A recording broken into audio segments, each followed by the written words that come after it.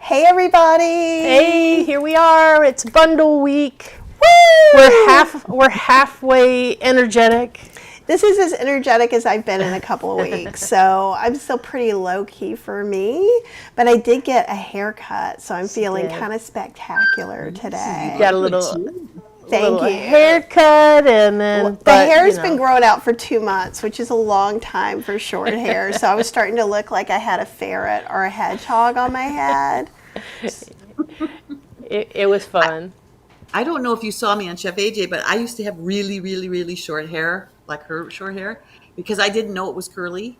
And then I shaved my head because my sister had breast cancer. So my husband and I both shaved our heads in honor of her. She's fine, but she lost all her hair. So all three of us live here, and so we were all bald-headed. And it grew back in like this. It's amazing. It's so cool. We had another friend who, same thing, shaved all her head off and then it was curly, and I'm like, I could wish. But, you know, I get pretty buzz cut here on the sides and the back, and trust me, it is not coming back in curly, so I'm not tempted to do the top right now just for that experiment. I don't think your hair is going to come in curly. My hair is never going to be curly. Even my hairdresser the other day was like, I was like, yeah, look at all the extra gray I got coming in. And I said I was so excited about the gray because I'd have some texture. And she just was feeling my hair, and she said, you're not going to have texture with your gray. It's just like the rest of your hair. And I went, ah! Which is so weird because my hair was fine, and I have a lot of it, but it's really, really fine. And then after I got my grays and stuff, now it's kind of coarse and thick. So like when she cuts them, I'm like, whose hair is all over me, right? Because I'm like, the human body is a very interesting thing, but your curly hair suits you very well. It does. I'm learning how to take care of it. Gina told me, don't comb it. You just fluff it. I'm like, yeah, you never comb it. That's like, how cool. I never have to comb it. That's awesome. Lola's saying gray is our glitter. That's right. And you probably can't see much of it now. I use a vegan conditioner called Overtone, and so that's where my purple color comes from. You can get like different fun fashion colors, or what they call it. Yeah. But like, great. I don't know if you remember, but when I was little, and I guess that was probably in the 70s, early 70s, the older women who had white hair all like dyed it like Easter egg pink and blue and That's purple. why we used to call them the blue hairs. And I was in love with that. So I've wanted my hair like purple since I was 8, and I'm like, it's your time. Yeah, like the pandemic, I was like, I'm living my best purple hair life, right? And it's just a conditioner, so I don't have to bleach my hair or anything and do anything weird, which is kind of cool. Yeah, and she just, when it starts to get a little light looking, she just puts some more conditioner in while she's taking a shower, and it beefs it right back up. You leave it for 2 minutes, and it's like, woo. Lola says she loves Overtone. Yeah, but now your mileage may vary because I can use the same one, and I have dark hair just like her, but when I use it, it doesn't always, you can't even sometimes even see yours it. Yours is lighter. I think as you get more gray, some gray it doesn't take. But anyhow, it's bundle week. For those of you who don't know, it's the vegan health bundle, right? No, we'll digress like 8,000 times, and I'm okay with that. So if you've not heard, which I suspect you have through email and all the lives, from March 1st through the 10th is the only time you can get the vegan bundle. It's worth over $5,000. It's $49. You get tons of different stuff. So like I have 2 pizza classes in there. It's all whole food, plant-based, no oil. And in fact, even the cheeses that we make are nut-free. They use oats. And I talk about how you can make different things into like pepperoni and Italian sausage flavors by using spice blends. So that's worth $70. So if you like that, great. If you're in Kathy's Cooking Club already, you have access to it. But if you get the bundle, you can still sign up for it, and it'll just stay with you if you ever leave. Yeah, and you get to see the little video series that my friend Jennifer Diamond and Lisa Oren and Gina and I did, and I did a little short video series on about coaching impact and if coaching is for you or not, and that's also in the bundle. Because they all finished That's right. The Ocean Robins. It's the Food Revolution Network's plant-based coaching certification from last year for the 2024 season. Yeah. And we graduated from that last year in the fall. And Janet, and the link is down below. I'll put it in the chat too. And Janet has something about travel, but I'm going to let you introduce yourself and tell everybody what your bundle thing is about, what you're about, and what you love to do. Well, I just happen to have Kathy Hester's pizza sauce that I eat raw. And I thought, I wonder what would happen if I dehydrated it so I could take on my trip. What a great idea! That's a great idea. It smells so good. And I just happen to have some corn tortillas that I made from Lissa, the Raw Food Romance that is in the bundle in the Tails to the Tailgate. And I can put a little fluid in this while I'm on my trip and make something interesting, little pizzas with my corn tortillas. And I've got some pico de gallo that I made from Elsbeth's recipe, because all week I've been taking recipes from the bundle that I could make when I'm on the road. So my whole thing is, it's easier when you have a clean environment at home to do this, but everybody falls apart when they travel, as you and Cheryl know, and all of us that are interested in travel. It can be quite a challenge to travel and stay whole food plant exclusive because of all the sugar, salt, and fat that surround us and get vented out to us and displayed to us. it's crazy. So I like to show how no, we could stay plant exclusive. I can do it on a bicycle, where all I can carry is a cutting board, a knife, a peeler, and a grater, a little spiralizer, and maybe even a little plastic juicer. I can make just about anything in my room. And Kathy and Cheryl can share how they do it in the restaurants, because they're the restaurant pros. But I typically avoid restaurants because they're too. I like to eat a lot of food, and I want my low calorie density, raw, fresh, whole food. And the best place for me to find it is in the grocery store. So I've been picking recipes from the bundle and making them for you.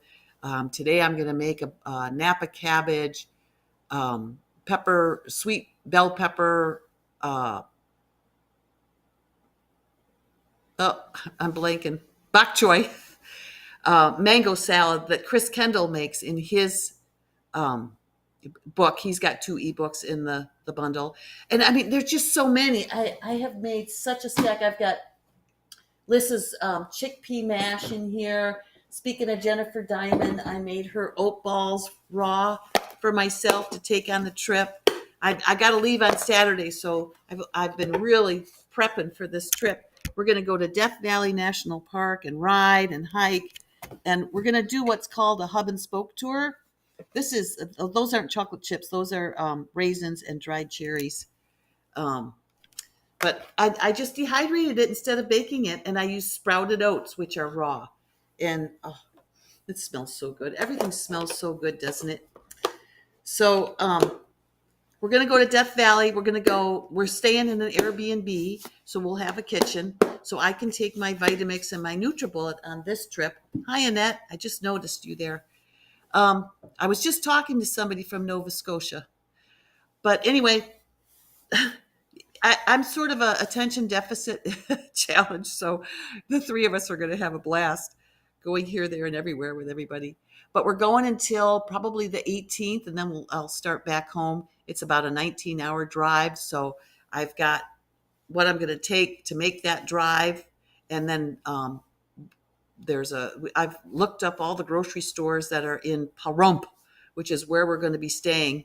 And then we'll drive our bikes into the park or our hiking boots into the park each day. And we're going to just explore. I've never been there. I can't wait. Temperatures look so much nicer than here. It's going to be dry for the most part. So we're looking forward to a great week. But I will be taking you all with me. I take you on all my trips. even when I'm home, I show what I eat and do here to keep myself in shape to do the next travel. And so in May, I'll be walking the Southwest Coastal Path in the UK, and I'll leave on April 28th to fly there and spend a night to acclimate. And then we'll start walking the path on May 1st, and we'll walk the path all the way up to June. I think it's June 5th. And then we're going to go spend a couple days in London and come back. So that is going to be an interesting challenge. And it'll be interesting to see if I can stay raw. But I'll take you all along and show you what I do and see how I do. If I can't stay raw, I won't stay raw. But it's just fun if you take it on as a challenge, it's so much more fun than thinking that, oh, I'm going to go here, but I can't have anything that I want. The mental attitude, how we feel on the inside is really going to influence what we do on the outside, how much we're willing to plan, how much we're willing to prepare, how much we're willing to stick with what we do. Because what I notice with all my vegan friends is we'll start out on a trip and they'll be going out to eat, and very quickly they start to slip with the restaurant food. And then they start to feel tired and they don't feel so good. Um, and by the end of the trip, they've completely gone off, and they said, "Oh, we'll just worry about it when we get home." That happens about midway through, that they give up, and not necessarily with being vegan, but eating whole food. There's just so much salt, oil, and sugar in the restaurants. Although it's getting better, They're getting much more open to hearing about changes that we have, allergies that people have, and I think we're definitely allergic. I think there's those of us that we're just much more sensitive to processed foods. Our bodies don't have a clue as to what to do with them, and because they don't, they store it. They put it somewhere, store it in our bodies for a later date because they just don't know what to do with it. And oh, you're back. Yeah. So just because you and I haven't had a huge big conversation. So are you all raw SOS or are you high raw SOS? Right now, I'm pretty much all raw. I mean, except for, like cashews aren't technically raw, but I'll eat some cashews in a dressing. So it depends on how far you want to go.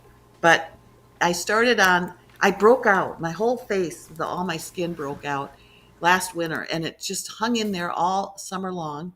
And I went to the doctor, and they just wanted to give me an antibiotic. And I said, no, I'm not taking antibiotics. I don't want to mess up my microbiome. And she goes, well, would you put a cream on it? And I said, well, I don't know. And she mailed it to me, but I went home and looked at it, and the skin's a microbiome too, and you just mess it all up if you put an antibiotic on it. So I did Brooke Goldner's as best I could along with Nan. We both started in September. And I couldn't do the hyperhydration in September because I was still bicycle touring, and it's too hard to pee, every hour when you're on a bicycle tour. But as soon as I was done with bicycling in October, I did the hyperhydration, kept with the raw, and look at it. It looks so much better. And I did a 40-day juice feast because I got about 85, 90% better. And then it just sort of seemed to stay the same. So I thought, okay, I hear all this good things about juicing. And so I did that, and my skin is really cleared up. There's still a couple places you can't really see on I can't see it in the picture here, but I thought, okay, I'll just go back to being raw until it's 100% better, because I've had peaches and cream skin all my life, and it just kind of shocked me that it was all broken out. They called it rosacea, and around my mouth it was a periorbital bacteria that I think I got from bicycling all winter and wearing a neck warmer. I've got it somewhere. I guess I don't have it nearby me here. And I think it just got moist Okay. in there and gave me a bacteria. So and you know what? I resonate with raw. I just love eating raw. So I've just Yeah. been playing with it and really So about enjoying how it. long have you been playing with eating raw? Well, I found Chef AJ in October of 2020, and then Okay. I found Lissa. I think it was 21 or 22, and she's just got such an amazing array of foods. And then my girlfriend was having difficulties with her heart and autoimmune issues. And I says, well, we should do the Brooke Goldner thing. Or we could do Lissa has these menus for $5 a month, and we could do raw, or you can just Google it. So she said, yeah, I'm going to try that. And so she did it with me for about 10 days, I think she lasted, and then she couldn't do it anymore. And I was having so much fun. I did it for several months. And then I got back to I just thought I was just going to do it as long as she was going to do it. So eventually, I guess I just stopped and started eating cooked food again. I noticed a difference right away, more tired and just feeling groggier. So then I just did it again. And there probably was another reason, somebody else that I did it with. And with Jennifer. Jennifer and I did it. We did it for several months. And then, I don't know, for some reason I stopped again. Not really because I wasn't enjoying it. I really enjoy it. And then this time I started in September. So since I was actually high raw till 4. Kiki's thing. I think I was that all summer. I might have even been somewhat last winter. In winter it gets a little bit colder. But my body seems to be adjusting. It's not so cold. I mean, I'm always wearing layers. People are like, Janet, you're always so bundled up no matter where you are. But I don't have any fat on me. I was like 107 pounds the other day from a weight of over 200. So, I'm a skinny kid now. And I love it. I love it. I've been maintaining it for the last 5 years. And it's just the most amazing thing. Because that's the hardest thing of all is keeping down here. When you're on the standard American diet, for me anyway, I could never keep it. I would get down to a certain weight and I'd last for about 2 seconds, and then, I'd start trying to eat processed food again. It's like, doesn't work. Yeah, now you get to wear all the cool cycling outfits. I know. How cool is that? When they're nice and warm. And there was a bicycle shop that they closed, and they gave all this stuff away, and they gave me all these jerseys. Oh my gosh. Because before that, I would just go to Goodwill and get stuff because, I'd like to recycle clothes but this was in a way, I mean, they were just going to take it to Goodwill. So I grabbed it. So. Yeah. That's awesome. Yeah. So tell us a little bit about how you prepare things. So the trip you're coming on now, you're going to do a car trip, then a bike trip, right? Yeah. So like I made this apple fennel salad from Nicole from the bundle, and it's just apples and fennel and manganese. Now, I could certainly do this when I go to Death Valley. Just get apple and fennel, and then there's a little bit of a fennel frond in there, and then just put lime in it, and that could be a salad for me. And so, I just try to come up. I've gone through the bundle of trying to come up with simple things. Here's Lissa's chickpea mash. And so I sprout chickpeas and then freeze them and thaw them and make them into a mash. Delicious. So, I could sprout chickpeas on the road because if I've got the van, because I can just take a jar and the mesh top to the jar, stick the either lentils or chickpeas in it. And because they don't last long, they're living. So I have to eat them up. And we're going to be there for several days. So when you're traveling like that, when you stop, do you camp or do you stay in a hotel, or how do you usually go about the overnight part? Hotel. Okay. We used to camp for everything. Us too. Then Stephen said, I love to camp.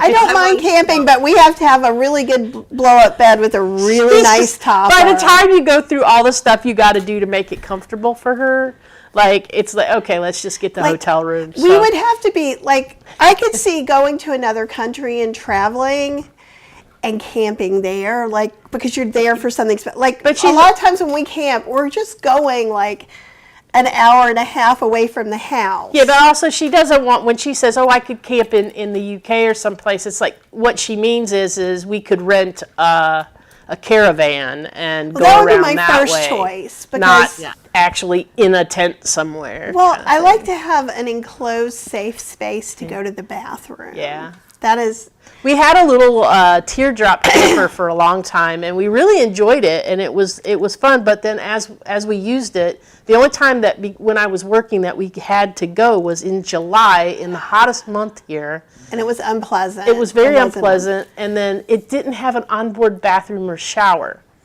So we always So we had won't to make get that mistake again. So we always had to get a site, that was close to like the bathhouse kind of thing, and then there was all that foot traffic and yeah. Yeah, and the I've middle got to of the pee. night. I have to pee in the middle of the night. This is a non-negotiable. I try to stay hydrated, especially it's July. You're staying extra hydrated, so you're peeing constantly. So it's not that I hate camping. Like, I would not be a primitive camping candidate. Yeah. At all. But like, we've stayed in a tent with like a blow up mattress and my pillows. Like, even we're getting ready to go on 2 cruises, and we finally found the pillows and some packing things so we can put them and take them with us. Like, so I have a neck issue. So if I sleep for too long on pillows that aren't good for me, it can really kind of set me up for not a great time, if that makes sense. Are you going to do the Alaska cruise in the fall? We have other plans. I wanted to, and then we were going to go with some friends, and then they said no. So we're actually going to be in the UK doing some other cruising and travel from July through the beginning of September. So we're going to miss it by like 2 days being back. Yeah. Are you going? Yes. Oh, I think it's going to be amazing. It is going to be amazing. This weekend we actually leave on the holistic holiday, the Caribbean one, on Saturday. Yeah, on there too. Sid Notter. Oh, okay, I didn't know Sid cool. was going to be on Oh, there. that's going to be so much fun. Oh, great. So I'll get to say hi to her. I'm sure I'm going to get to say hi to a lot of people. Some people Yeah. have emailed us. So if you are going on the holistic holiday, I may not recognize you unless you look exactly like your YouTube picture, which Yeah. no one does. Right? So come up and say hi. You may not even recognize us unless you see our little plant-based explorer logos on Well, there. I'll have some kind of, I don't know, I might even wear a dress. You'd be like, that can't be Kathy. She doesn't have a t-shirt Yeah, on. then we wouldn't recognize you. Yeah. Right? If you- And who knows, maybe even I'll go hatless at some point, One can Oh, hope. I One used can to always hope. wear a hat when I had no hair. Yeah, that's funny. But yeah, I think that it's easier on those cruises because, like, so even on the holistic holiday, they have SOS options. And my audience is a variety of whole food, plant-based, mostly no oil. Some too. people do SOS, some people don't. I have some Sophist people, some Dr. Greger people, so. And then just regular old out-of-the-box ethical vegan people. Yeah, we have a few of those too. So I kind of always try to keep my recipes, because I've been called the queen of options. So like, I have it where you can make it however you need to if you have allergies. And I do agree with you when you said earlier, it seems like restaurants and I would say cruising, theme parks, they're taking allergies much more seriously than they have before, which is always super helpful. Means they can find it. Means also the kitchen makes the ingredients easily available to them, so they can really help you. Yeah, I think that's the actual like clue right there is if you're at a place where they make everything to order, you have a much larger chance of getting it the way you want than if you're at a chain restaurant or someplace where they get everything shipped in little baggies that they just rip open and cook up and kind of thing. Well, on cruise ships in general, this is not always the case. They're making everything from scratch because it's not cost effective even. Now, I'm sure there's sections of things they're not. I know they're not making their own plant milk, that they are bringing in plant milk, but like one of the things I loved about Virgin Voyages, and I think you would like Virgin Voyages, because it's like You would. you get to be whoever you want to be, and it's while it's not necessarily whole food plant-based SOS friendly, because it's very vegan friendly. So Well, now when I'm raw, fruits and vegetables, there's always a salad bar. I can always get fresh fruits and vegetables, so I'm not worried at all. right, and it is easy on most places to get that. So far, any of the ships, even we didn't eat great on MSC. Last one, Holistic Health is on MSC, so I expect it to be very different since they're catering literally for us. But there was always fruits, vegetables, salad bar. On Virgin Voyage, they don't have a buffet, but they have this big salad bar, and you can do so many neat things with that. But everything was so clearly marked about what was vegetarian, what was vegan, what was gluten-free, that it made it a lot easier. And Cool. yeah, so I think that's super helpful too. And I hear I can make smoothies, and there'll be juice bar and smoothies on the Alaska cruise. Yes. So, I can make my Goldner smoothie, and it's so great that I can make it because then I know exactly what's in it, or I can guide, put this in it, this in Yeah. it, this in it. So. Well, I showed you this a minute ago, and we almost weren't able to bring this on MSC. We may try again because it's legal, but it has blades, so they actually X-ray your stuff like the TSA, airport. yeah. And so this is a drinking cup, but it also comes together. So both of these parts come off. This is a rechargeable USB blender. So Check it in the bag? Could you actually check it just to bring if you it? check it in, okay, so just so you know, if you check stuff in a cruise and they decide you can't have it, they confiscate it and give it back to you the last day. So for me, I had this part in one bag and this part in another bag, and it went through to 2 cruises. Yeah, actually, we actually had this in with our lenses. With our lenses. For the cameras. Yeah.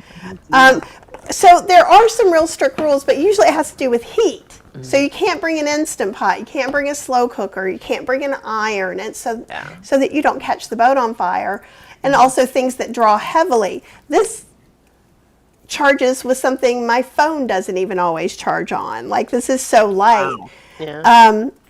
But as far as the airport, how do you get The airport, you're going to get this. Airport's not going to bat an eyelash about it. But the thing with the cruises where they're going to bat the eyelash is going to be because of the blades. Right. They're just like, what is that? And they're like, what are you going to do? Yeah, MSC was I the felt like hardest we were- security we ever went through on a cruise so far. Yeah, they were like, don't film in here. And I'm like, we weren't even in the security place. We were past security where we were checking in, and I was just filming the beautiful place we were in. They're like, you need to delete every one of those. She had to stand there. They had to watch her delete everything. It was very strange. So I felt almost like we were in. MSC is an Italian company. I don't know if that has something to do with it, but it was very interesting. But we're going to be trying to bring it on Celebrity, and so I'll give you guys the lowdown. But even if I didn't have that, I had a whisk. So one of the things that I was showing you, and kind of like what you were showing me with the tomato sauce, is like I have a book that I'm working on 2 books right now, but the potions and powders are all these dry mixes. And so like I have Italian dressing seasoning. So if I have my blender, I can go into the salad bar, get some chickpeas, get some balsamic vinegar, a little non-dairy milk or water, put that in, blend it up, and put it all over my salad, right? Or I just used fresh tomatoes, and then all your spices. I thought with all those spices, if I dehydrate it, it'll be so intense, and it is. I could just stick my face in this. Oh, that's so great, because I actually make tomato powder from tomatoes, and tomato powder is it's a great substitute for tomato paste. And if you know how some people are sensitive to nutritional yeast, I don't know if you are or not. No, but I'm not. good. Yeah, no, I love nutritional yeast too. But so the umami, it was not going to make it taste like cheese, but some things you can use if you can't have nutritional yeasts like tomato powder, mushroom powder, ancho chili powder, bring some of those darker, deeper flavors out. But no, I think that's great. And I think that having little powders, like I have a PB2 sauce, so you can make like a little ginger garlic peanut sauce to put on something. Or there's a Mediterranean chickpea I made with chickpea flour. And things like that. So that when you were talking about being on your bike and camping, I was thinking you must have lots of little things like that, because you said you've biked all over the United States. Unless we absolutely have to, we don't camp. Okay, so So then you usually have someone with a car as well, then No, bringing no, there's no stuff? car.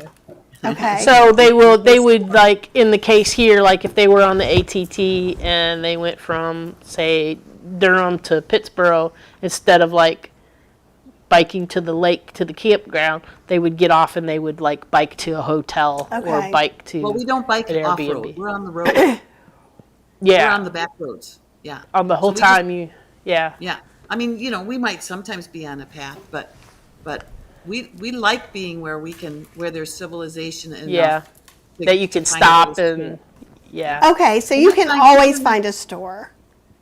Yeah, I plan about 5 days ahead, and so I find the destination, and then I right near where we're going to stay, and I'll stay anywhere. We stay in all kinds of yurts and cabins and rental trailers and Airbnbs, and there's a actual website called warmshowers.org where people register on the site to host us. They actually love Oh, hosting bicycle tours, and we could look on the site and we could look at the map, and there'll be these little shower heads with water coming out of them in all the locations where there's an available warm showers host. And then you email or call the warm showers host and say, are you available? We're coming through on this day. And they will put us up, they'll feed us dinner, they'll give us use of their washer and dryer. They a lot of times they'll feed us breakfast or just have food available for us for breakfast. And the conversations are, they love to travel, they love to hear our travels, or their kids have left, they're empty nest, they've got all these bedrooms, and they're lonesome, and they just want to talk to somebody. yeah. And we did a lot of warm showers, and it's an exchange so that when we're home, then they can come stay here. The only problem is we're never home. When we're not, we just go ahead and donate to the site because they always need money to run the website and like that. And we just love meeting the new people. So it's fun for me to just find all these different avenues for us to stay, but it won't be camping. Actually, in Florida, just outside Key West, we camped because to stay in a hotel, it was $300 a night. To Yeah. camp, it was 100. Just to camp in our tent, it was $100. Yeah. Wow, So- that Yeah, we took our tent just in case, and we were kind of glad there because we wanted to stay a while because Key West Yeah. is pretty cool. So Yeah. yeah. We Yeah. recently went to Key West on one of, actually, we've been to Key West 3 times now. And like it's become one of my favorite places to just go wander. It is. And I love, like, I don't know if you've ever heard us talk about, like, one of the things that we did when we started, like, really actively trying to get healthier and do stuff is build exercise into our vacations. So always, like, we try to make sure there's a place that we can just walk. And we kind of got started on that through theme parks because you can go to Disney World or Universal or someplace like that and just literally walk all day. You don't even realize it. Before you know it, you're like 8-9 miles in. And if you were at home doing that, you'd be like, oh my God, I got 2 miles, I got to go home. But when you're there, you're in the moment, you're in this, and so you just keep going and you're having a good time. And I feel like what you do is very similar because now you've built in all this exercise. Your goal is to use the bicycle as transportation, and it's fun for you, so then it also is like getting all your exercise in too. When I went to Australia for a month because my husband wanted to go to this retreat there, and I says, great, I'll come too, and I'll just rent a bicycle. And that's what I did. I rented a bicycle on Airbnb, and I hooked up with all the bicycle groups in the area, and I just spent the whole month in my little Airbnb. And actually, that's when I started my YouTube channel a couple of times because I had time because my husband was off Right. at a retreat. He was sleeping in a tent. I had a nice bed. I had a nice kitchen. And I just turned on the computer and started cooking and showing people what I did on the travel. There was a store within a mile or two, and it was full of fruits and vegetables. And I would empty out my bike bags, and I'd ride to the store and fill up my bags with produce and take it back home. And then I'd meet up with all the groups and go on rides with them. And I just had an amazing time. And I stayed whole food plant exclusive the whole time. Then I was cooking, so I would bake things, and make the soups, and I just love to. I never liked to cook until I went to Whole Food. Now I just love to cook. It's so much fun. So I like to make all kinds of things, and yeah, That's it's awesome. So when, excuse me. So when you're planning a bike trip, obviously you're trying, since you're mostly raw, you're going ahead and planning each stop, you're going to get some fresh vegetables and fruit. What well. sorts of things do you pack to take, Okay, like so in the seasoning? evening, I always make sure that I'm going to have a store before I settle in for the night, whether it be right in the town, or it might have to be on the way on to the town, or it might have to be the town I just left, that it's the only place where there's a store. So once I know what I'm going to do, usually there's a grocery store right where we're going to stay, and we'll purposely have where we're staying near the store if we can, so that we can get off the bikes, look at our situation, see how much refrigerator space, does it have a freezer, so that I can put my ice pack in there, because I'll during the warmth of the summer. I'll actually even take an ice pack, and I have a little lunch bag that I keep my lunch in while I'm riding, and any leftovers from the night before. But I will try to get food for that evening, food for breakfast, and food for lunch. And that way I'm covered until the next night, when I'll again get food enough for 3 meals. And on the road, I don't really care. I don't distinguish between a breakfast, lunch, dinner. Like, I might have the same thing for breakfast and lunch as I had for dinner, depending on how much of it there is, and is it carryable. With raw food, what, I'll make a big salad, and then I'll split it into 3 containers, and I'll have salad for dinner, salad for breakfast, salad for lunch. And I might alter the fruits, I might not. I mean, it might be that salad for that 3 meals. And then the next time go to the store, I'll get different produce and make a different one. I'll get organic raw corn on the cob and just eat it raw. Um, if it's available, let's see, what else can I get that's raw, and do I mean, I lots of fruit, bananas, oranges, apples. Bananas are okay if I eat them that day. Oranges and apples will even carry. They carry really well on the bike. Avocado. I'll take avocado and mix that in with things, with different vegetables. I might mix an avocado with lemon and maybe some tomato and garlic and make a guacamole. And then I'll get broccoli and cauliflower. You know how you can get the little bags of those two mixed. And I'll dip. That's a very satisfying. That's one of the things that Dr. Goldner does. And it's surprisingly a very satisfying meal. Um, it's just playing with different combinations of fruits and vegetables, and eating them until I'm satisfied. Yeah. Do you ever have, and this could just be me, I'm like a planner, like I'm ready for the zombie apocalypse, so y'all come on over. I got beans and grains for days, months maybe. So I'm always I'm a preparer. So even like when we're just driving down to Florida to go take some cruises, we're going to stay with her mom. We have 2 camping bags full of like my little rice cooker and rice and grits. And so I'm that person. So let's just put that out there first. So I'm wondering, because if I were you doing what you're doing, I probably would have a couple of things in case the store was closed when we got there, or in case, it's like, just so, right? So tell us a little bit about what kind of things like that you might do, like you might always have with you just in case. Yeah. Well, definitely, I carry extra fruit just in case. Some raw nuts, definitely, for backup. I even have the well-being bars, and I know they're cooked, they're beans, but in an emergency, I need my fuel, so they'll be my backup. I've got 4 of those in the freezer that I'll take. Especially this Southwest Coastal Pass, that is more of an unknown, even whether there's stores there. If this next trip, I know that there's grocery stores there, so I'm not going to worry about it. But I still take a bunch of food. Because I love my food.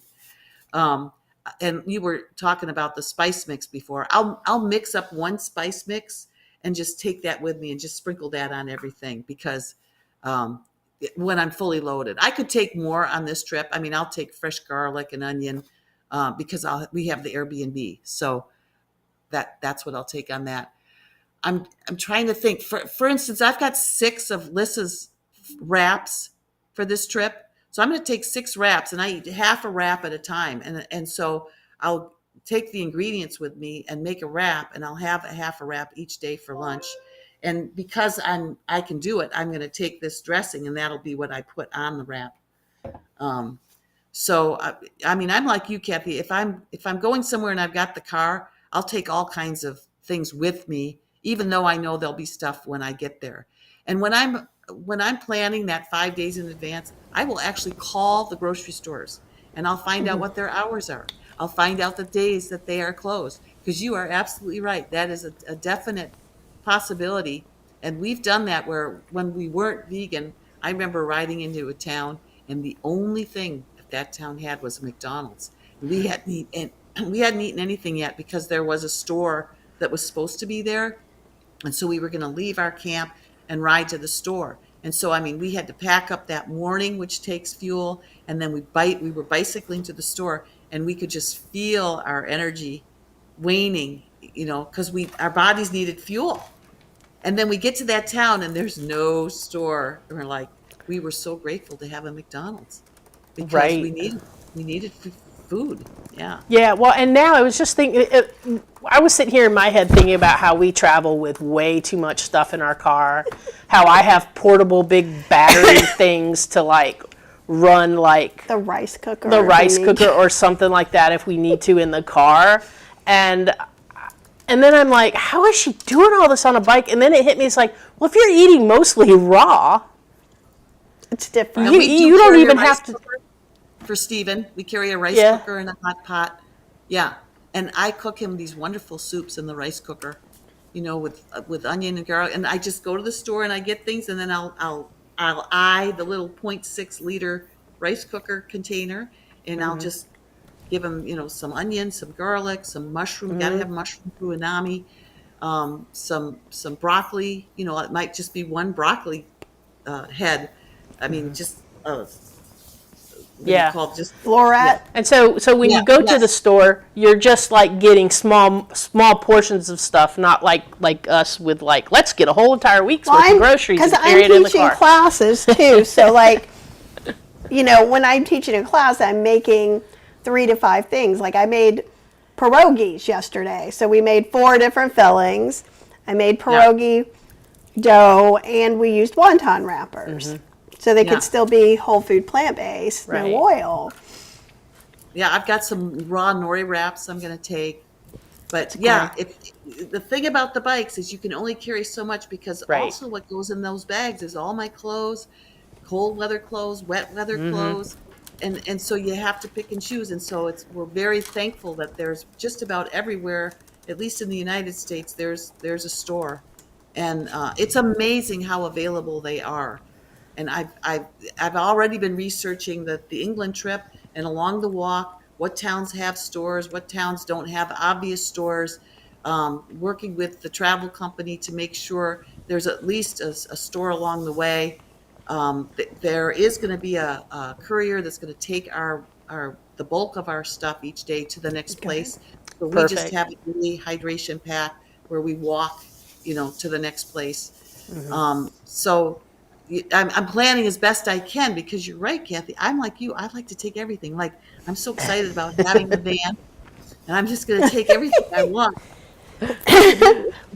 One of the cruises that we had last month with our friend Elizabeth, her dad came along. He was and like- he was like, I don't know how I'll travel with all this stuff. And I had, didn't like, think it one was little that bad. suitcase. No, I had a suitcase. I had my big backpack on top of that, and then we had another We couple of had things. probably 4 to 6 bags between Some the of them three. were little. Yeah, So I don't count but- those. Those don't Well, count. and then And I'm I always like like, to bring but everything in with me every night. Steven's like, why don't you just leave it in the car? I'm like, no, I'm like I might that. need something. She's I like, do. I'm like, get the bell cart. and I'm like, oh my Lord. And so no, and I have mine. So when I travel, I'm like, I have to have a really good rolling suitcase that will fit my heavy backpack, and then I'm mobile. Yeah, as long I as can she's go got anywhere. a base to put that backpack on, because her backpack is ridiculous. It's just, But- she can roll with that. But also, I can fit a Unbelievable. suitcase with me in front of it is like the TARDIS. Like, I feel for those little holes, and I fill them. And I she's know. like, and she dares say things like, "You can't fit that in there," and I'm like, "Watch me."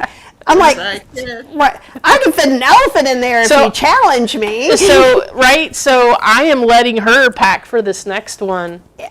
So I'm I'm just having gonna- her lay out her I'm stuff. going to put all my stuff out and I'm going to say, have at it. And then, 'Cause- like, the part that comes hard for me, and I don't know how you deal with this, is like taking along, like, there's just so much equipment that has to go along for us to do what we do, right? So, do you just use your phone when you're doing live stuff, just exclusively? See, and here's the thing. So when you're hearing her talk, so like, of course, here in the kitchen, we have it set up like a studio. There's lights and there's multiple cameras and stuff like that.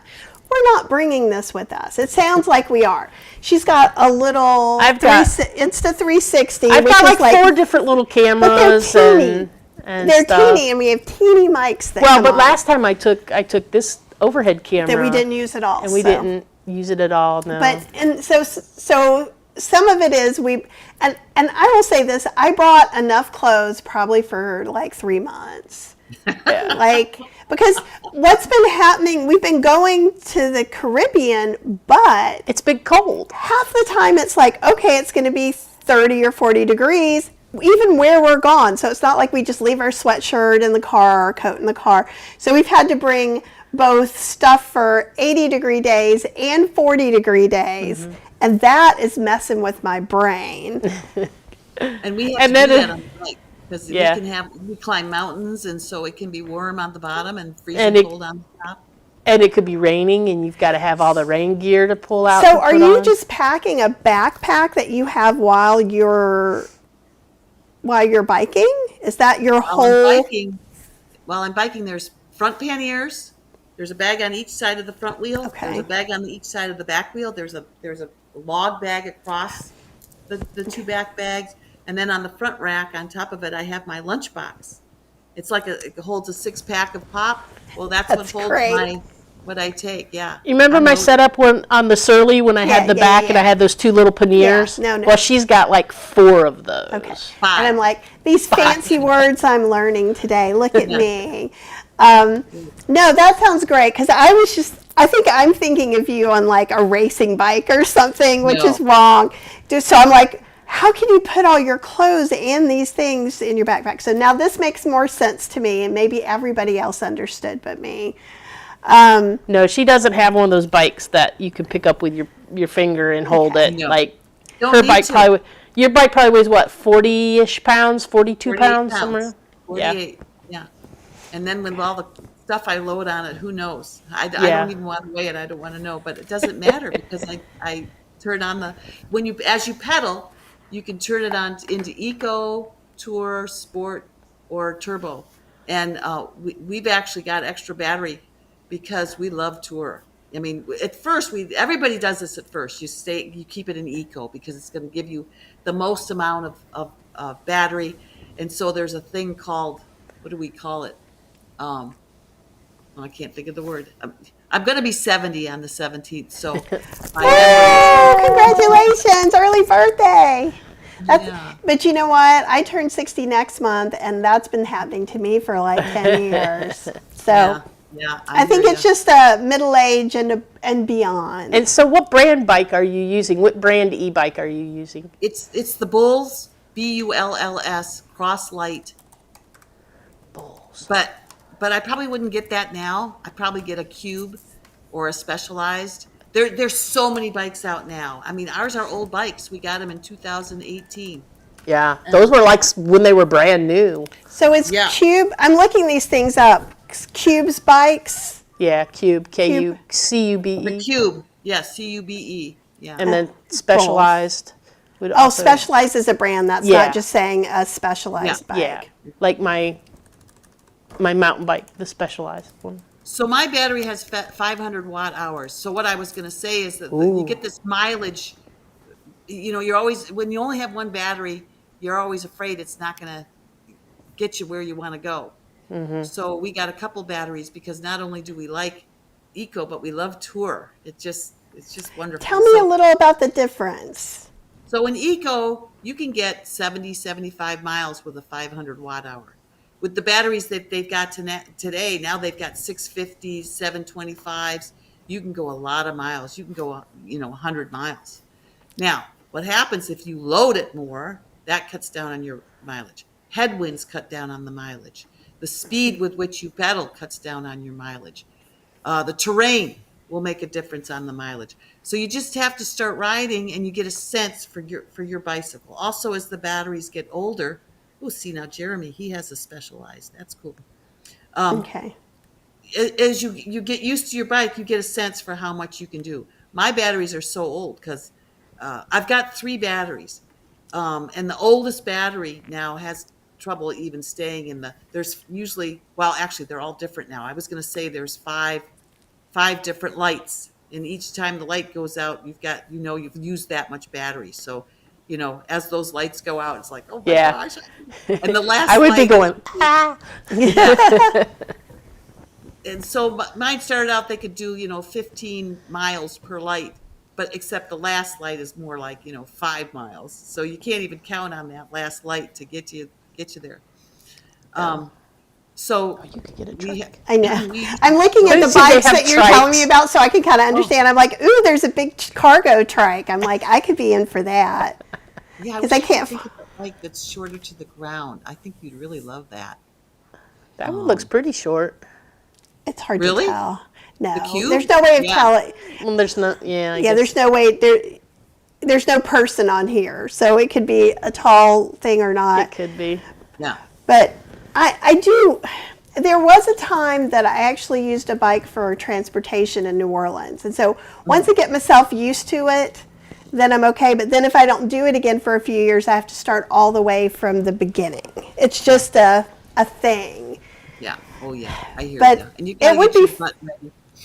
Oh. The big thing is the saddle. Yeah. You really have to. It's really better to do short rides, a bunch of short rides, and just let your butt recover, and then challenge it again, let it recover. Now I've got an iron butt. I can go, for days and I for know. months, for a year. Every time, like I do this to myself every time, and there's the whole, I'll buy a new bike, and then there's like the next 6 months of the saddle search, looking for the saddle that I want, and it makes her crazy because she's just like, 'Cause I it's just not don't the understand. saddle.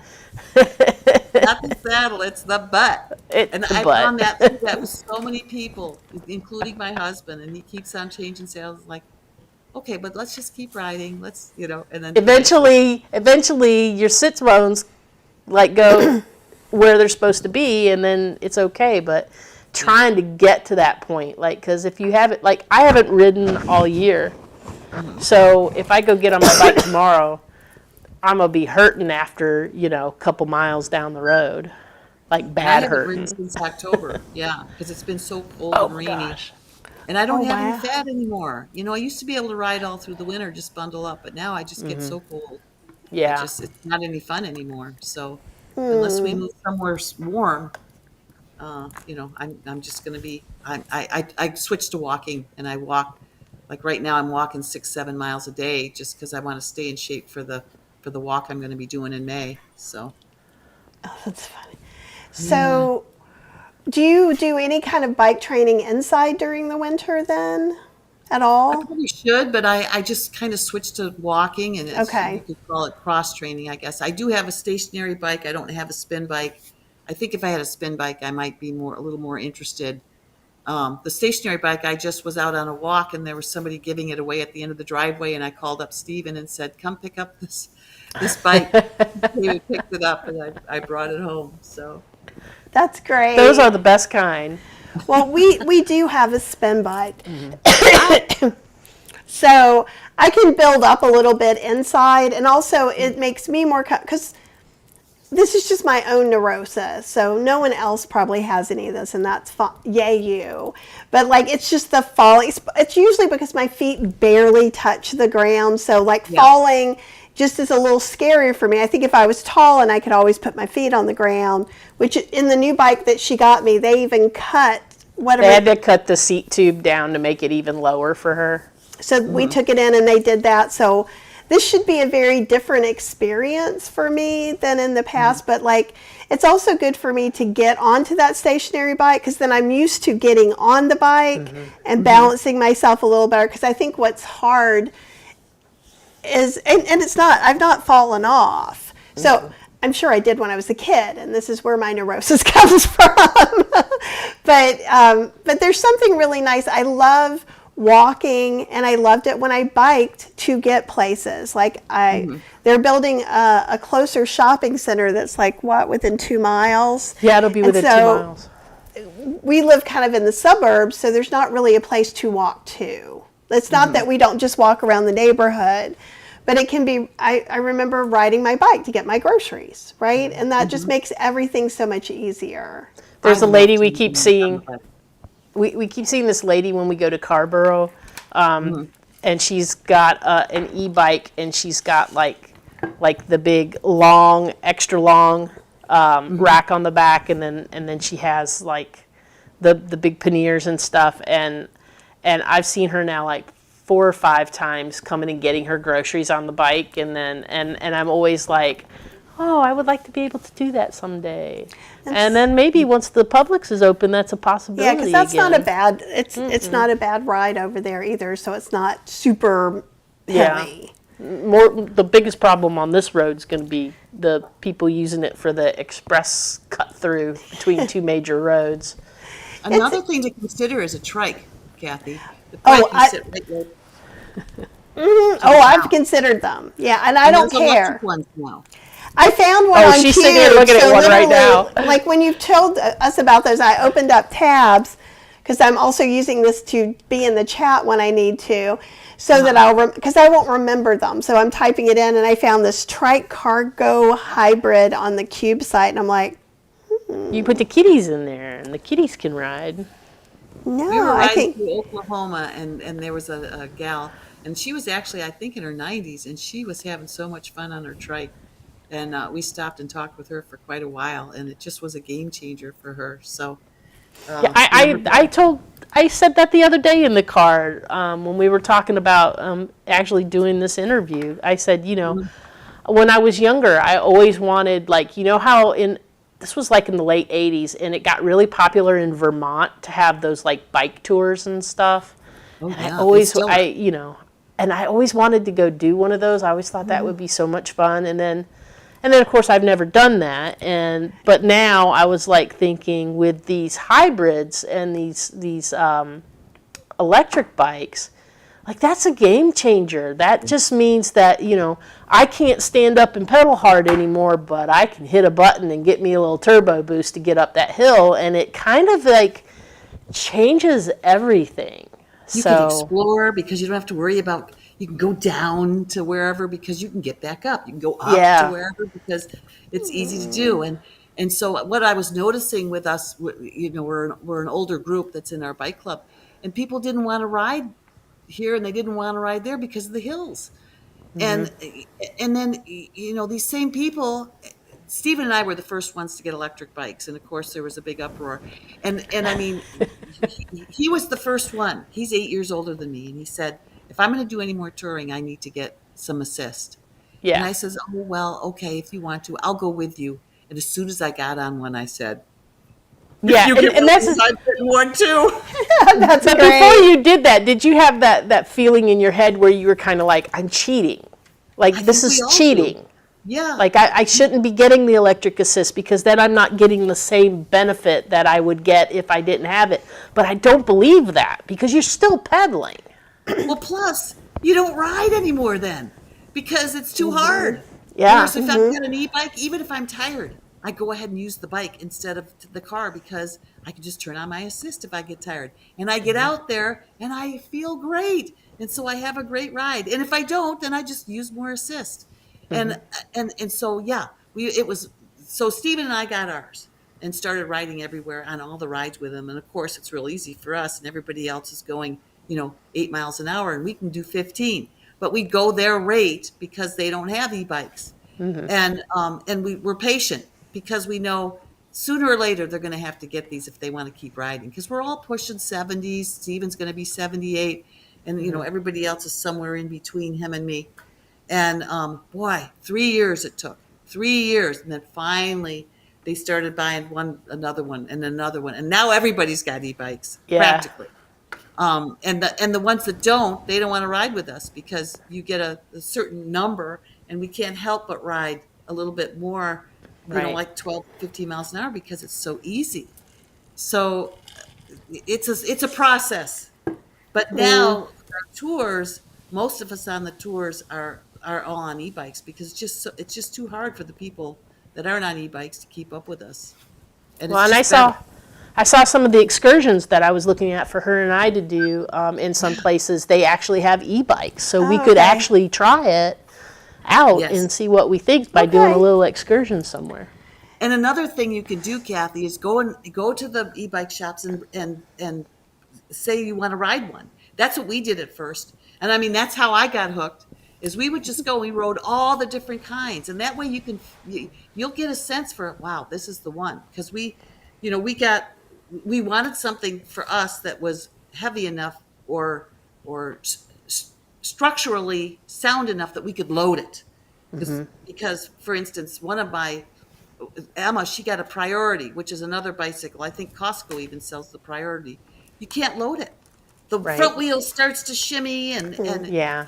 it's just too hard to balance weights on it. And some of the bikes, if you're going up, say you're climbing a mountain, if your speed gets too slow, it can't function. It doesn't function well. It malfunctions. It doesn't give you the assist you need when you need it the most, Right. So you want to just ride a lot of bikes, ask a lot of questions. Another one is some of the tires don't just quick release. And so if you get a flat tire, You not got to only have you, all but the equipment. yeah, and I mean, even if you can't do it, there's always people that'll stop and help you.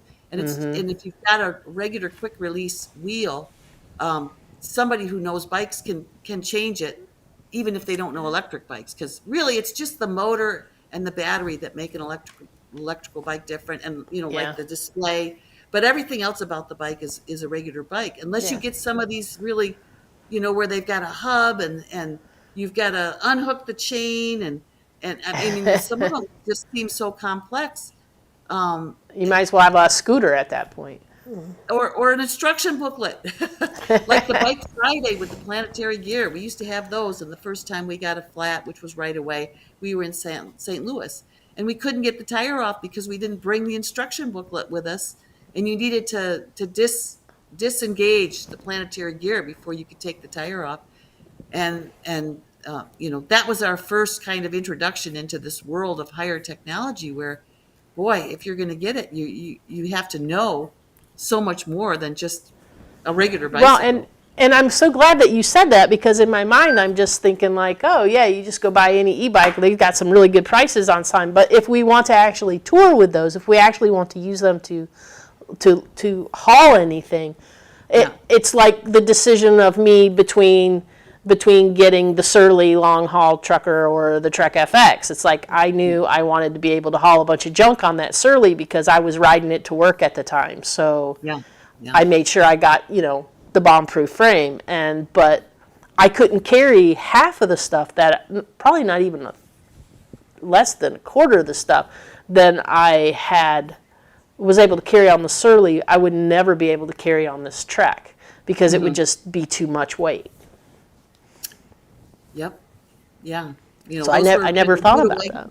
So some of our group did buy bikes that we realized, oh no, like my friend Emma, on her Priority, hers had a really complex tire to get off, and she had a flat, and she and I had to figure it out. And what I was doing, I was on my phone, I was getting YouTubes, how to change this tire, and That would be her sitting on the side of the road. So like I took Cheryl's car, so I like have an old Prius C, like I'm like super big.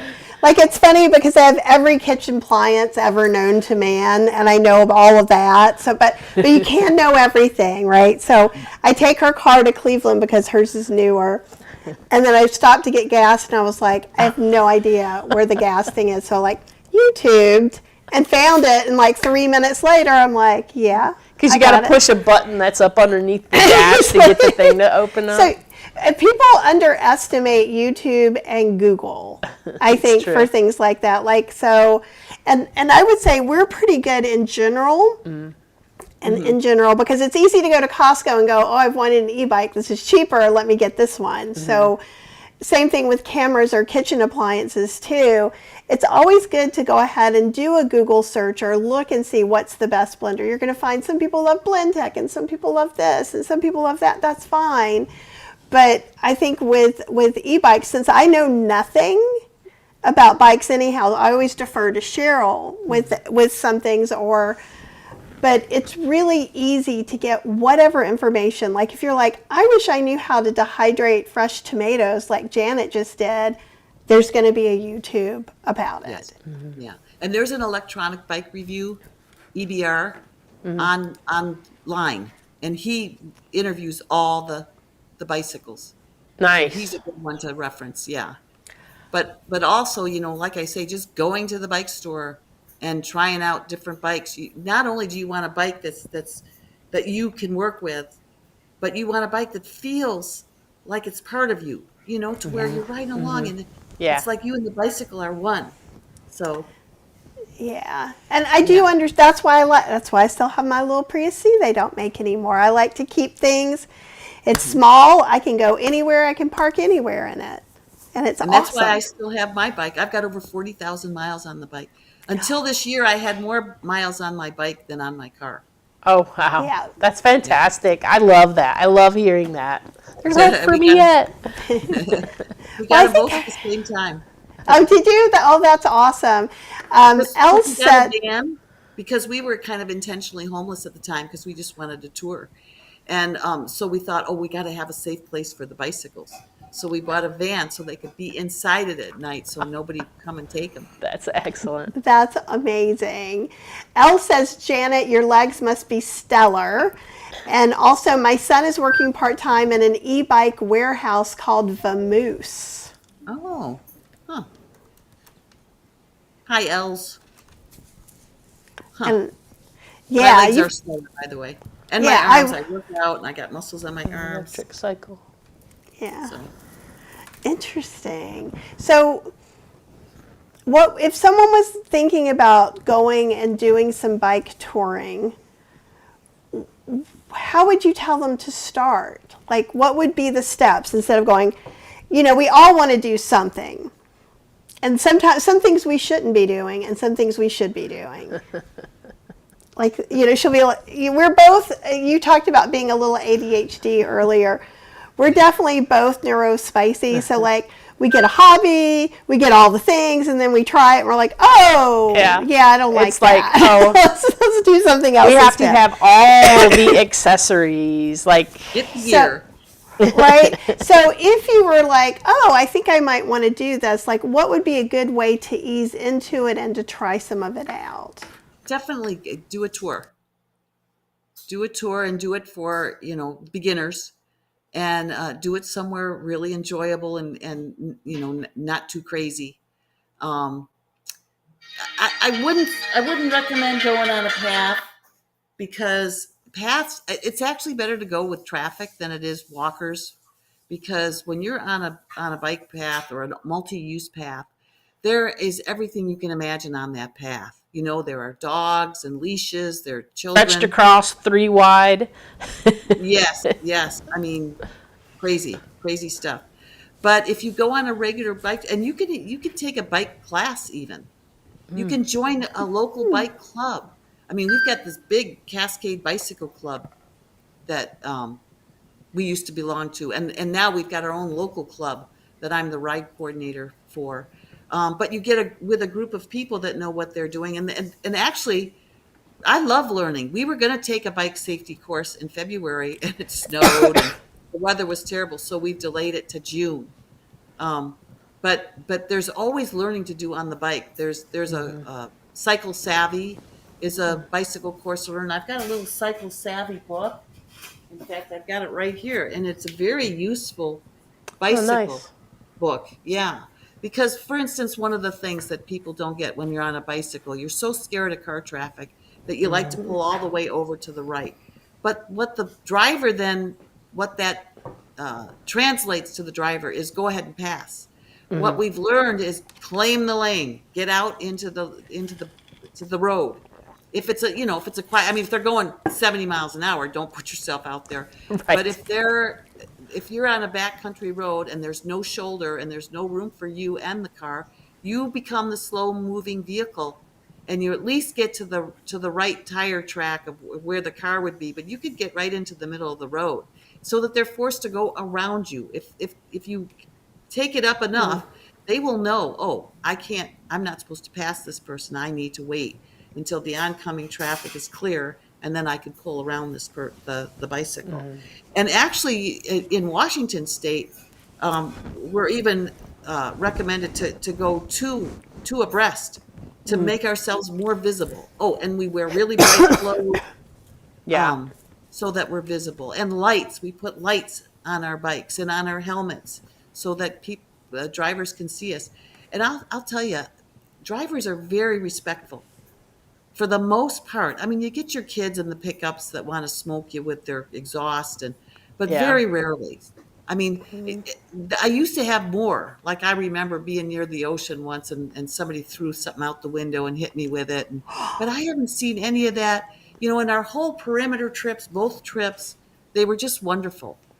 We've had some of that issues of that here that we've heard a lot about, especially out this road out here. This used to be more the country, and so this is where all the bike clubs like to come out here and they ride, and like the Duke cycling team rides down this road and all that kind of stuff. But there's a lot more people out here now than there used to be, and they get irritated when there's bikes on the road, and so there has been some incidents because of people like trying to blow past people and stuff like that. One of the things that I got for myself is I try to avoid the road. I try to just ride the paths right now because the road is just so crazy by our house. But I got this thing by Garmin where it's part of my Garmin GPS unit. Actually, it's like a radar, and it will show me cars coming up and how close they are to me.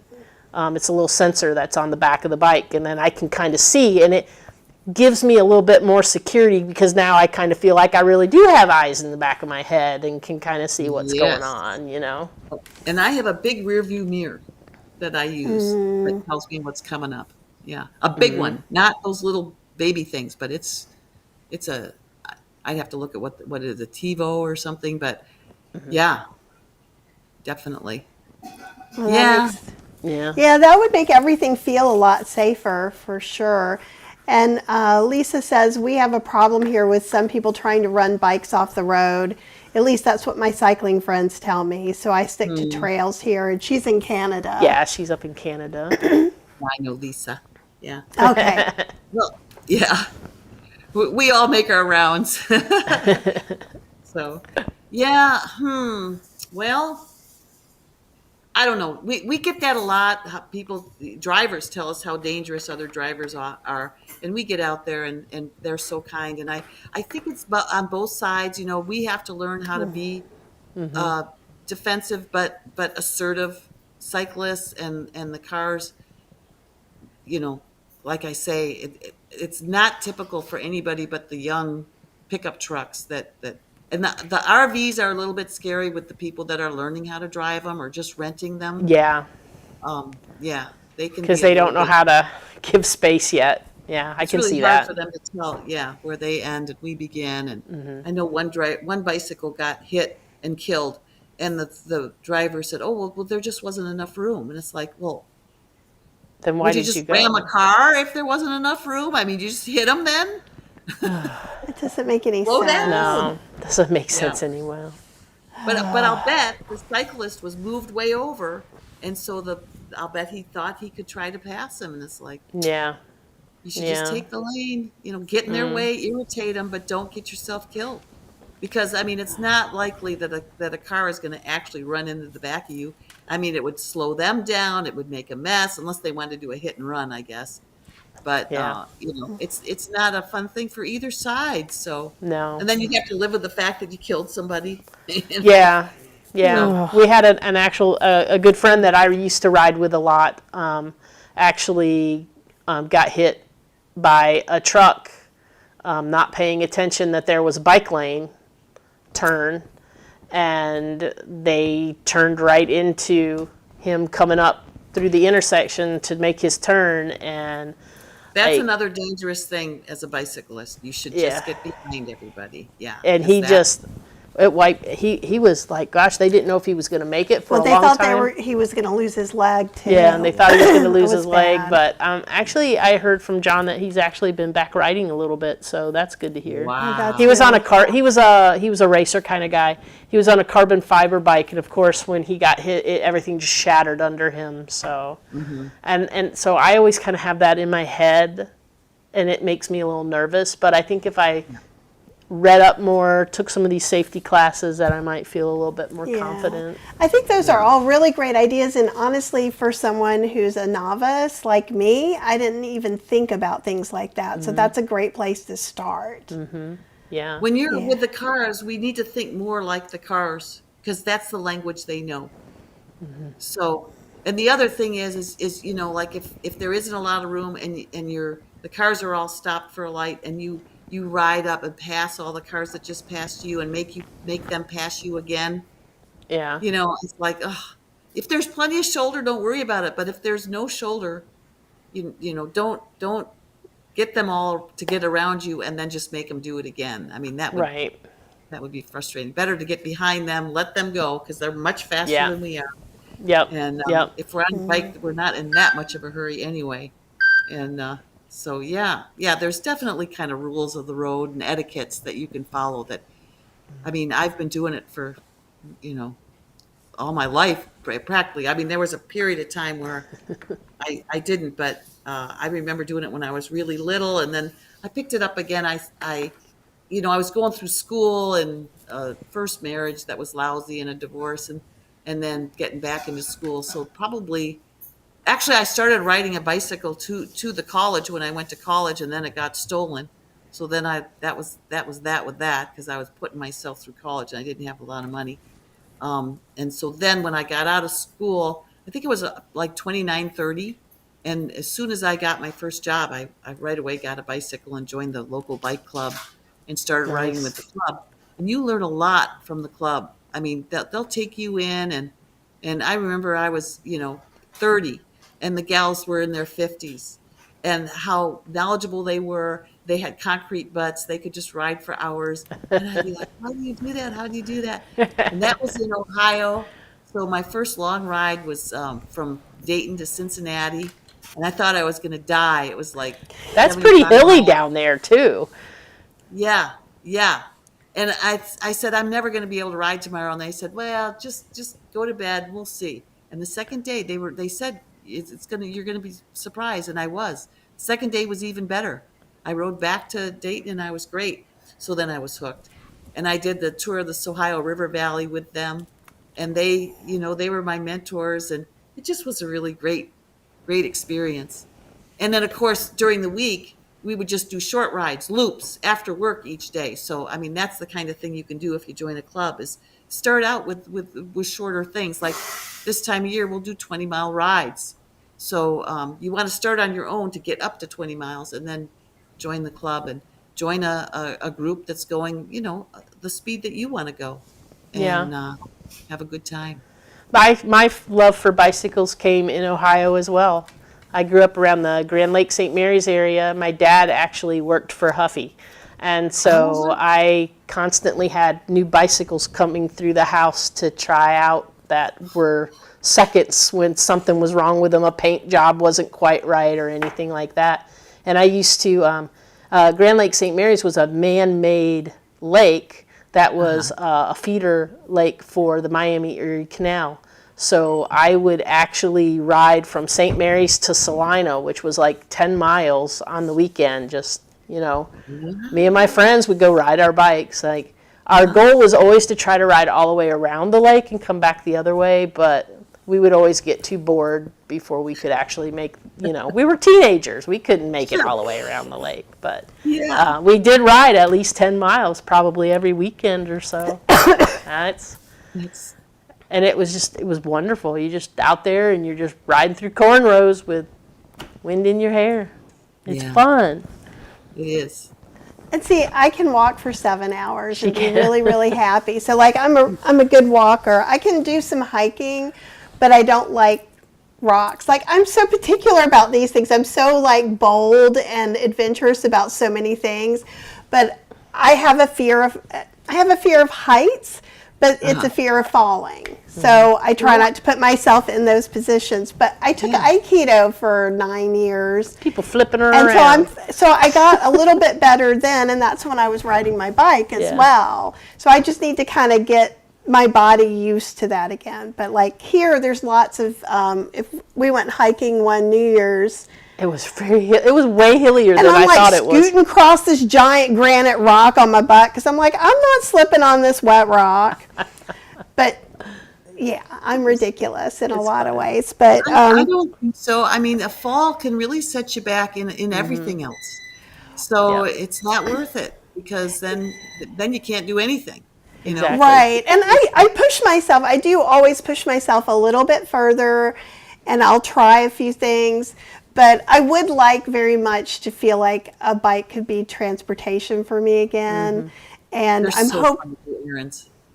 Right. And I just like, the one thing I miss about moving out into the suburbs is, because even when we were at our old house, like 18 We could just years walk ago, to Whole Foods or... I'd walk, it'd be 45-minute walk, but I'd just walk, get my stuff and walk it back. And so I do miss that a lot. And I think with a bike, you have a lot more room that you can cover. Like, I don't really want to walk for 3 hours and then get some groceries and then walk 3 hours back. Like, could I do it? Yes. Would that, but I have other things I have to do during the day, right? Right. Yeah. Yeah. I love hopping on my e-bike and putting it on turbo because I'm in a hurry and zipping over to Sprouts and picking up what I need and zipping back. Nice. It's so fun. It's so versatile. You can go as slow as you want, as fast as you want.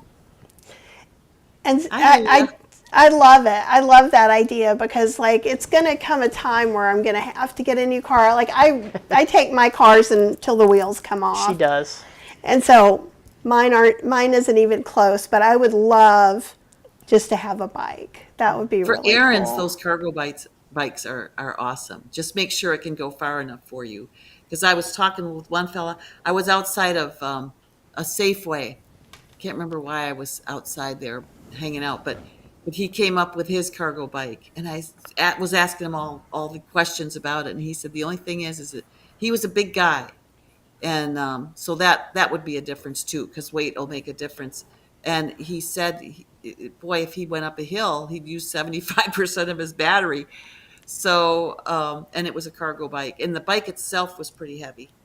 So it's just something to think about. But I think cargo bikes, the moms put their kids in them and go grocery shopping in them.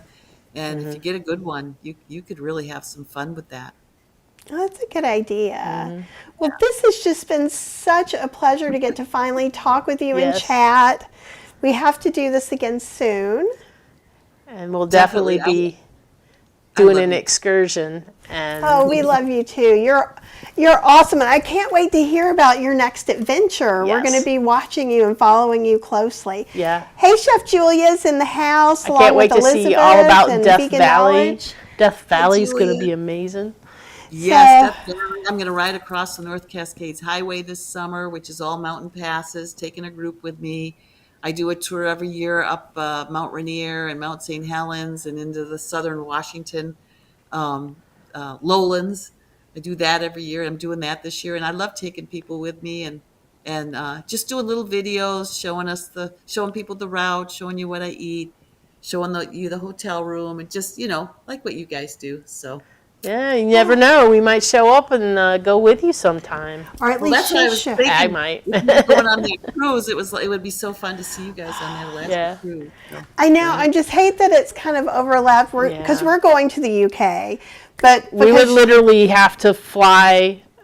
Like the day that we get off the other one, we would have to fly to get on the next one. I'm not sure that we can even. And I don't even think we can make. I think it's like across the country, and we didn't even make it. So literally, what we're doing is this is how old timey I can be. But Cheryl really didn't want to fly to Europe. I hate to fly. I do not. And I really wanted to take the Cunard ocean liner. And so we're actually taking the ocean liner there and back. That's why also we're coming back so late, and we're taking 2 different cruises while we're there. So we're going to go to Iceland and Amsterdam, and then we're going to do the Norwegian fjords. So I'm very excited. But we were very close to going on to the Alaskan cruise. So who knows if something changes. But if not, then maybe we can make a plan for next year to be on something together. That would be awesome. I love a good cruise. Yeah. Oh, yay. And I love a good trip. Right? And, Me too. and I think, you know, one of our excursions, maybe we should check out an e-bike tour and see what we think. What a good idea. See, so the fear on my face is She's going, no! I would rather fail privately than fail in front of strangers. But Which is funny because I make up my recipes during class. Because I think I've done a little research. We'll see if this gluten-free pierogi batter works. Or I'm like, maybe it will, maybe it won't. I've got another option if this doesn't work. So that I'll do, which normal people won't do, right? Yeah. I do that on my channel, make things for the first time. And it's like, well, what the heck? But that's the adventure I like. The adventure But I also know that I have X amount of expertise, and if something fails, I'll know how. Chances are good I'll know how to fix it or know that it needs to be scrapped. Whereas if I'm like, what if I get up on this thing and I just fall in front of a whole bunch of people? That'd be so embarrassing. But I could talk to like an amphitheater of 1,000 people, and it wouldn't faze me. Yeah. Well, the thing is, you know, bicycles are challenging. I know. Do you know Ann Harrison? Name sounds familiar. Yeah. That long blonde hair. Mm-hmm. She got on an e-bike, and they didn't really tell her what to do, and she went zipping up a driveway and got to the road and didn't know how to use the brakes, and she fell. And I mean, you really, and that's another good reason to take a class. Or, I mean, if you take a class, then it's just you're doing little bits. Because I think that's a good way to start me off. Okay. Like, you don't need that. I'm sure my friends over Trek would be happy to have a little private class for us. And so, one thing I kind of want to just say for everybody too, because like, I think there's always this misconception. So like, a lot of people follow me for food, so they think, oh my God, Kathy's so brave and wonderful and all things. No, I'm scared of all kinds of stuff, but I do it anyhow.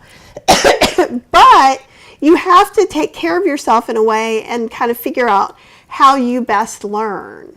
Mm-hmm. And then if you can figure out some of those things, like there's some things, like we've talked about maybe trying pickleball. Pickleball I would try in front of other people because I know I might do something stupid, I might not hit the ball, but I'm not going to hurt myself.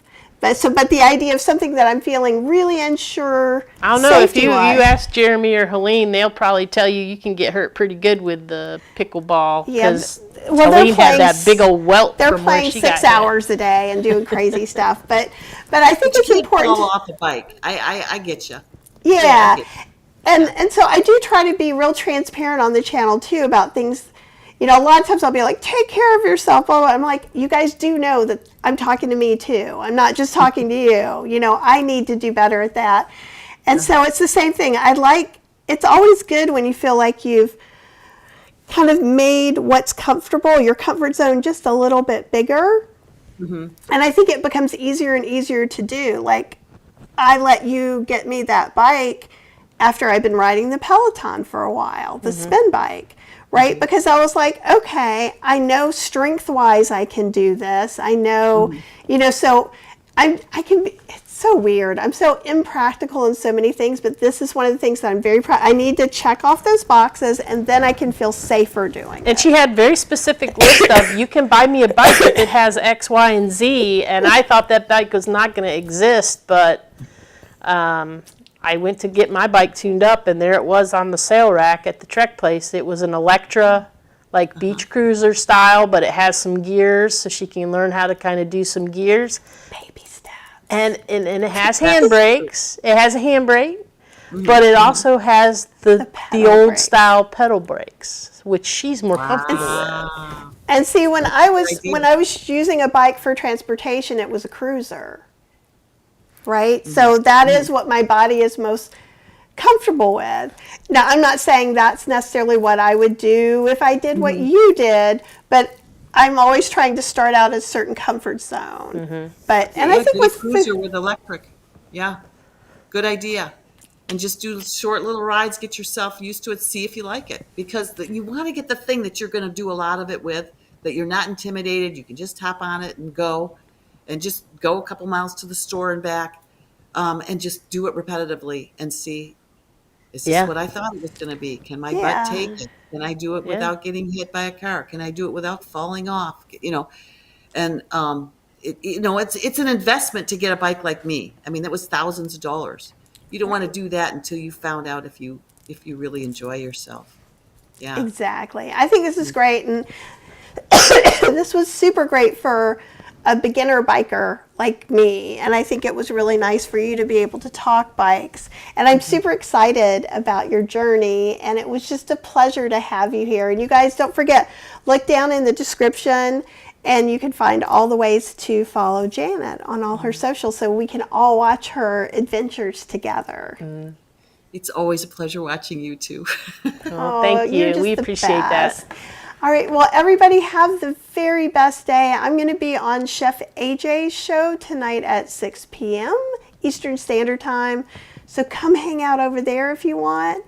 And then who knows, if I can stay healthy next week, we're going to go live from a cruise ship from the Holistic Health. So fingers crossed. Yep. Everybody send me that good immune energy. Yep.